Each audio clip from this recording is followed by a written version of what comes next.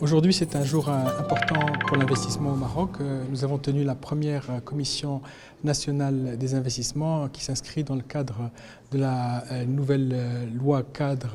la 0321, qui porte charte de l'investissement et qui fait suite au discours de Sa Majesté le roi Mohamed VI, que Dieu l'assiste, au cours de l'ouverture du Parlement en octobre 2021, au cours duquel il a appelé à la création d'une charte compétitive de l'investissement et dans les plus brefs délais. Et donc la loi a été promulguée, les textes d'application sont sortis, les décrets, les arrêtés. Et aujourd'hui, c'est toute cette gouvernance de l'investissement qui se centre autour du chef du gouvernement, avec bien sûr la création du ministère de l'investissement, la nouvelle charte de l'investissement, la commission nationale des investissements et bien sûr aussi les centres régionaux d'investissement. Et donc tout ça crée une dynamique d'investissement qui a permis aujourd'hui d'avoir des résultats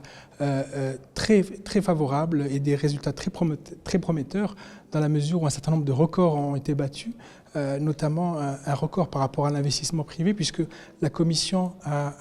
examiné 18 projets d'investissement pour un montant de près de 12 milliards de dirhams et qui crée quelque chose comme 17 500 emplois directs et indirects. À côté de ça, la Commission nationale des investissements a également validé des projets importants pour le groupe OCP pour un montant de près de 65 milliards de dirhams et ça correspond à la moitié du grand programme d'investissement du groupe OCP qui a été présenté à Sa Majesté le roi Mohamed VI, que Dieu l'assiste, et qui sont des projets aussi bien du core business de l'OCP dans la mine, mais également des projets d'assainissement d'eau, enfin de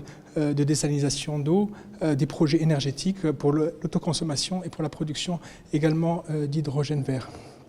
Il y a eu aussi une première lors de cette commission nationale des investissements, puisque pour la première fois, le caractère stratégique a été donné à des projets, et là encore, c'est des montants astronomiques, dans la mesure où 6 projets ont vu l'adoption du caractère stratégique pour un montant de près de 50 milliards de dirhams et la création de plus de 50 000 emplois. Donc c'est toute cette nouvelle gouvernance de l'investissement qui donne aujourd'hui ses fruits, et un peu plus de 18 mois après donc le lancement de cette dynamique souhaitée par le souverain, nous avons aujourd'hui l'investissement qui s'inscrit dans le cadre de la croissance socio-économique de notre pays. وما تنسوش تابوناو معنا فلاشين وتتابعونا على مواقع التواصل الاجتماعي.